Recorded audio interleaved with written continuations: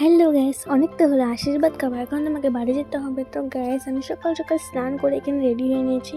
অনেক ঠান্ডা লাগছে গ্যাস, তাই আমি চাদর পরে নিলাম। তো মামা এখানে পকোড়া ভাজছিল, আমাদের সব রান্নাবাড়ি কমপ্লিট হয়ে গেছে, আমরা শুধু গরম গরম পকোড়া ভাজতে না ভাজতে আমরা টেস্ট করতে বসে পড়লাম। তো গ্যাস দারুণ হয়েছিল পকোড়াটা, বিকজ আমার মামা বেঁচেছে তাই না।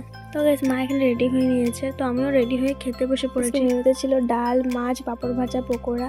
তো গাইস এখানে মেশো আর মামা মিলে রান্নাঘরে কিছু একটা প্রিপেয়ার করছিল, জানি না সেটা আমি। তো গাইস তারপরে আমি এখানে বেরিয়ে পড়লাম। তো আমাদের ব্যাগগুলো আমার মামা উঠাচ্ছিল, তাই বলতেছি মামাকে যে তুমি ব্যাগ উঠাচ্ছে আমাদের। তো আমার পিছনে ছিল আমার মেজো মামা, তো তাড়াতাড়ি করে আসছিল, কারণ মেজো মামা তো ড্রাইভার, গাড়ি চালায়। তো গাইস তারপরে এখানে গাড়িটার মধ্যে অনেক ধুলোবালি জমে গিয়েছিল, তারপরে সেটাকে পরিষ্কার করা হলো। ওয়েদারটা না ভীষণই সুন্দর ছিল, অ্যান্ড গাড়িতে যেতে যেতে খুবই ভালো লাগছিল আজকের ওয়েদারটা। তো গাইস এখানে মা মেশো সবাই বসে পড়েছে, আর গাইস এখানে আমরা বাসে উঠে পড়েছি। আর আজকে ওয়েদারটা না ভীষণই সুন্দর ছিল, তোমাদেরকে তো বললামই। তো গাইস আজকে আকাশটা এত ভালো লাগছিল মেঘগুলো দিয়ে। তো গাইস আমাদের পৌঁছাতে পৌঁছাতে রাত হয়ে গেছিলো, কারণ অনেকটা দূরে আমার মামা বাড়ি।